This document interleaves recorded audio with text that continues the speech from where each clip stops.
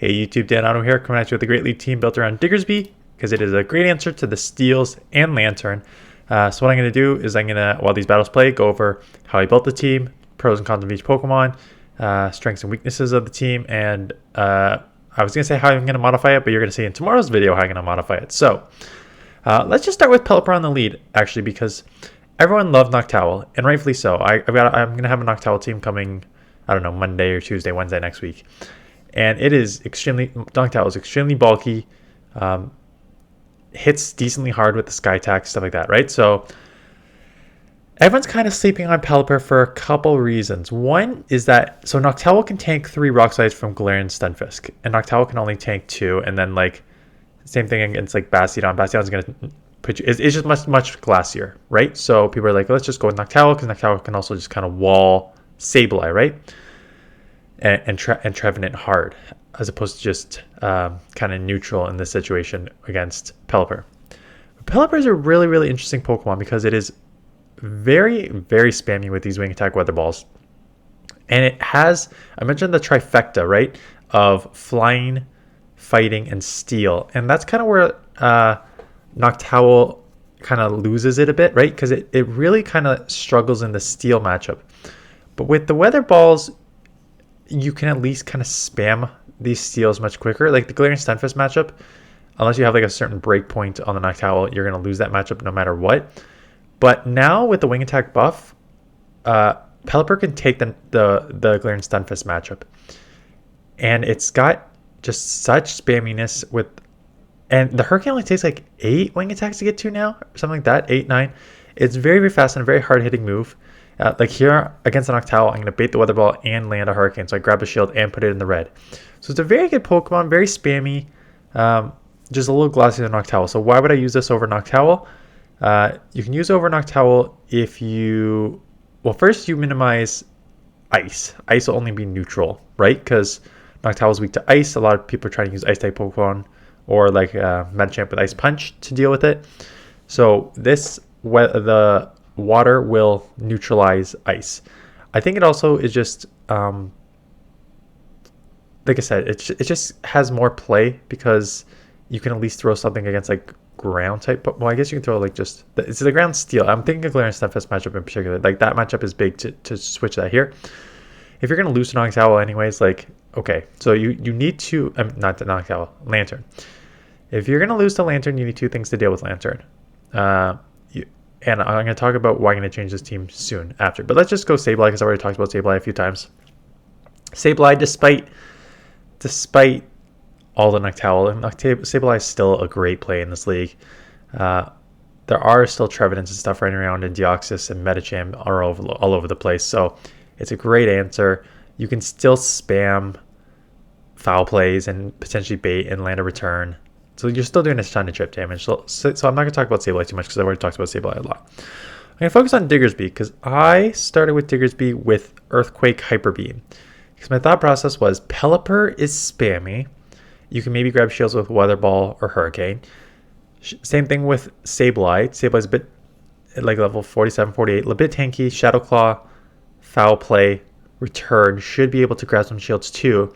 And then if I have Diggersby that has the Earthquake, which is going to dominate the Steels, and Lantern. And if I see a Noctowl, maybe I can catch it off guard. I ended up putting Fire Punch back on because I ran into like 3 Trevenants in a row. And I just like, you need the Fire Punch bait. And actually, it's not a bait for Trevenant, but you generally need a bait because it takes a while to get to these double nukes. The flaw with this team is it is very weak to Noctowl. And that's not a good thing to be weak to in the Open Great League right now, because Noctowls are everywhere. So that is why I'm going to switch one of these Pokemon out in tomorrow's video. But Diggersby is very strong, because as you saw here, like you still resist the Shadow... You're half normal, right? So you resist the Claws on Trevenant and Sableye. You're still tanky enough to take a bunch of these counters from Medicham, and you're still going to launch an Earthquake here, right? So even the fighting matchups are not good, you can still like look how many counters I just tanked that I got to an Earthquake and a Fire Punch, even though it's super effective against me because I'm half normal. So you can stay in there. Plus now I have Sableye alignment, or I'm going Pelipper. I'm gonna definitely sacrifice here and then force them to throw, and then sacrifice, and then Sableye hopefully for the sweep.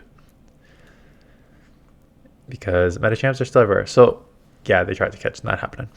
So Diggersby is very interesting because you do have Bastion, Galarian Stunfisk, Registeel popping up everywhere for Noctowl, right? That's the steel part of the trifecta.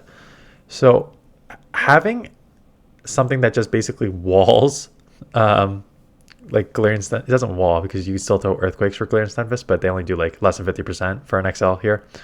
So if you can sort of wall Bastiodon, hang in there against fighters, you're going to lose that matchup, but you can spam because you're tanky. The Noctowl, destroy Lantern, like even like no bait move here, going much out Earthquake, you outpace 2 before they get to like 3 Surfs.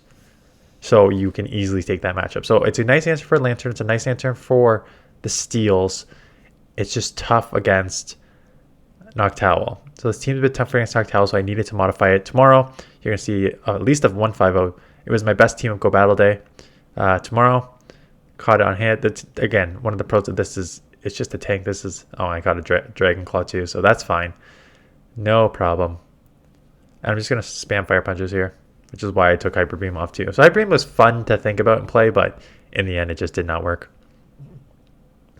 So yeah, a bit weak to Noctowl, this team. I think you have okay coverage on Lantern. Okay on the Steels. Okay on the fighting sort of thing. So it was okay. It actually, like I said, this team worked. And then I saw too many Noctowls, so I had to modify it to deal with Noctowl. And you'll see that tomorrow. But I like the team overall. I think Pelipper is a great Pokemon to use. I think Diggersby has a bunch of play in this meta too. You just need to build a team better to use it. So yeah, that is the team. We're going to let these play out for a little bit here.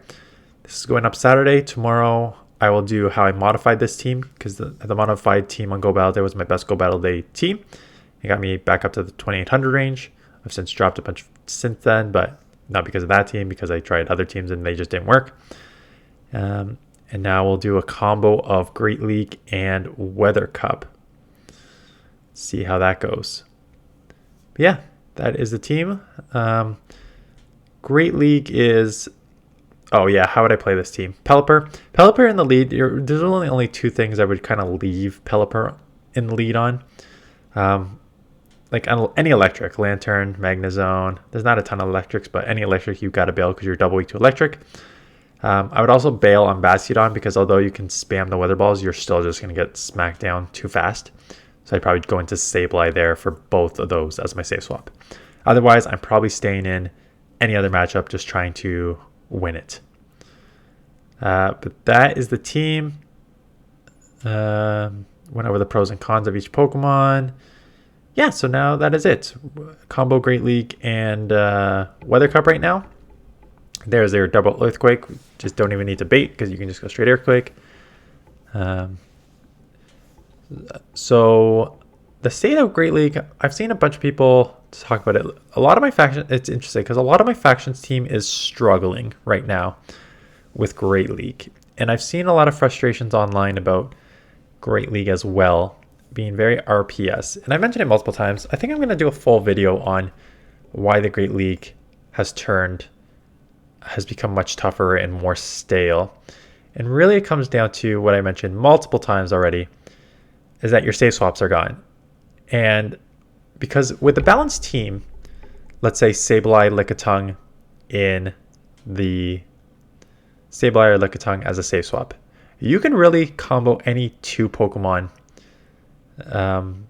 in the front and back end as long as they cover each other's weaknesses with a Sableye safe swap, right? So you could do any combo between Altaria and Galarian Stunfisk, or Swampert and a Ninetales, or whatever. Like any combo with Lickitung and Sableye in the middle as safe swaps was so strong in the Great League, which is why you had so many Great League teams available, because you can just have a couple safe swaps that dominated, but then you're going to have so many pairings, which is why it was wide open.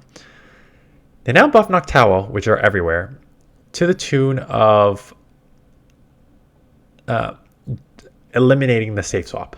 I think the safe swap is sort of dead because your main safe swaps that you used were Sableye and Lickitung, which now get sort of walled because the Shadow Claws and Licks are resisted. So you can't use them as safe swaps. So you got to find another safe swap. But because some of these other safe swaps like Pelipper or Noctowl or people are using those as safe swaps, Bastiodon is showing up a bunch and Registeel is showing up a bunch. So you're getting beat down by that. So there's no pure safe swap right now in Great League, which means team building is much tougher.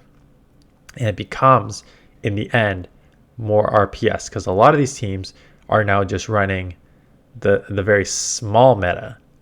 I was going to say I haven't run Ninetales yet, but that is not true because that is my most recent team that I will showcase on sometime this week, Monday to Wednesday. It was Ninetales the first time I used it. But you need to build... I actually don't have 2 Lantern answers. I have 1 Lantern answer, and it's not a real answer, but I'll go over that when I build it. But what this has done is it's limited the meta significantly, right? So a lot of those other sort of fun Pokemon that I've used in the past just don't have play anymore.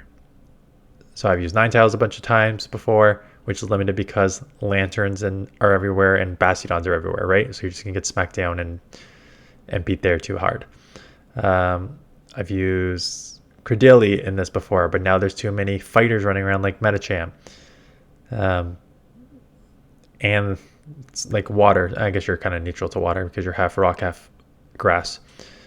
So that sort of... So a lot of these are like fun picks or like still sort of meta picks are now gone. Anyways, I'll do more in depth in like a video because I think it's interesting just to talk about like the mindset of team building, stuff like that. But that is the video. If you are interested in playing Weather Cup, I've got team videos, top teams. I'm going to link right beside me here. So go check that out. But that is it. Thanks for watching, and I'll see you guys in the next one.